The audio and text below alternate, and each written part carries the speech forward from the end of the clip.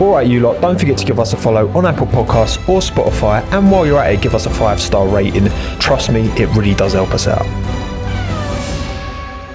I think in the last kind of few years, we've had this influx of sponsors where, you know, obviously you've got like, again, Velo and Views, which is kind of McLaren e-cigarettes, but you've also got a lot of kind of crypto, which is like, how do you, as someone who, you know, because I guess is part of your job to try and vet these potential sponsors, because there are certain moral, and it depends what you read and how you believe around crypto as a space, I guess. But I think that's a good example of a lot of brands have caught a lot of heat for pushing crypto sponsor. Yeah, no, definitely. And crypto is a funny one because do you invest in crypto a little bit? I don't. I've got like conventional stocks and shares, but not in crypto, because to me it's just a gamble. It is, and I would rather like invest in a company where I can be like, okay, cool, like I think they're going to do well, so I'll put more or less. And that's probably a reflection of your personality type. Like you know, I have got some crypto, and I'm a bit of I like to have a bit of a gamble. I don't mind. So I bought a bit of crypto more out of curiosity than anything else. But it's interesting. Crypto's a funny one. As you say, it's controversial for a number of reasons, not least the climate issue around it. It uses an incredible amount of energy. But people are trying to address this. Like, again, going to a Formula E example, there's Envision Racing have Algorand, who are a crypto. They're a cryptocurrency, but they specialize in creating sustainable crypto. So they're really trying to move the dial and make it acceptable, or make it less energy intensive to trade in crypto or to mine or whatever else.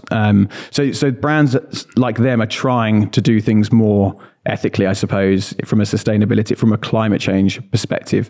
I think what people don't like is when teams go out and just brazenly take cash off a cryptocurrency or, you know, a crypto trading platform, when everybody, particularly young people who are more conscious about the climate, see that and they see the dollar signs and they sort of sell their souls anyway. You know, to something that is still technically very bad for the environment. Yeah, because I guess it's not, there's that part as well, but there's also the nature of, you know, there's been a lot of, just in the crypto space, there's so many rug pulls where, you know, people put money in and comes out, lose everything. But I know that, I think I'm right in saying was it Ionic?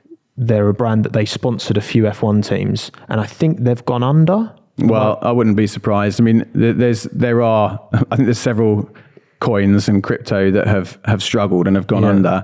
Because I think Ionic sponsored a couple of teams. Yeah. I think maybe 2, maybe 3 teams, and they went under. Yeah. So I guess that's kind of I guess it's a broader point that a lot of industries, like even like something like alcohol, it's an established industry. People drink.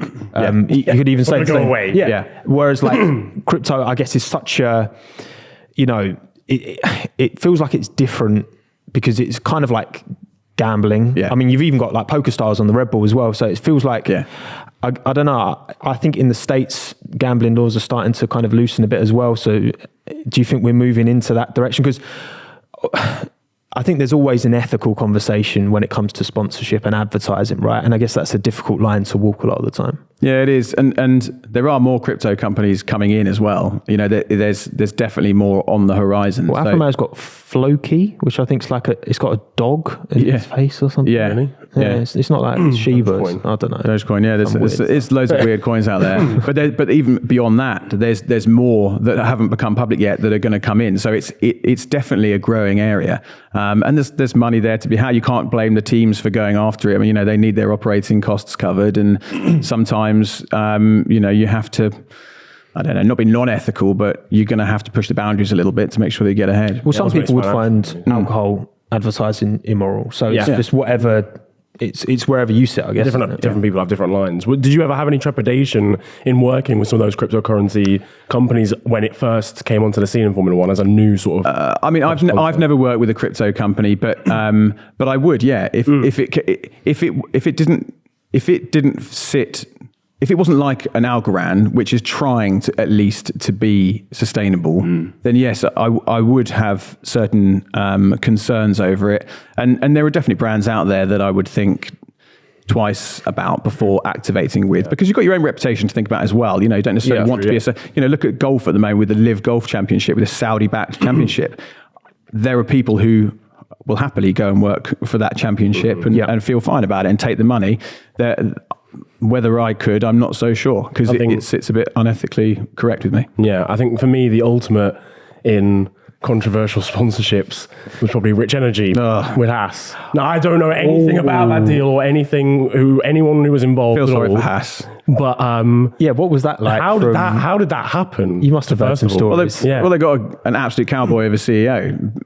It's as simple as that. But they're still around. They're in British touring cars. They are. They did British Superbike stuff, I think. Yeah. As well. So they've got something about them. And who is it they're sponsoring British touring cars? I can't remember. But they by all accounts, they're not doing a bad job in British touring cars. With Haas, I don't know what happened there, but it wasn't pretty, was it?